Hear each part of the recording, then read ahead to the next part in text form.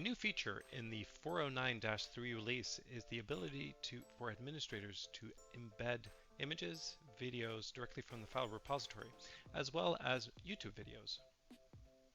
To do so, you can go to Customize and find your two buttons that have been added. One is for inserting images, and the other is for inserting video. When inserting an image or video, you need to find the source of the file on TermWeb. To do so, you can go to Dictionaries, File Repository, and find the file that you want to embed. If you don't have this file already uploaded, go ahead and click on New File and upload the file. When you click on any file, you'll be able to open up a new link to that file. This should provide you with a URL, which includes some data values.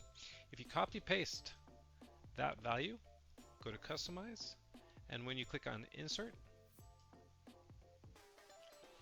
paste that as the source, and click on Save. You'll now have that image available for you to embed in the page. You can also do the exact same thing for videos.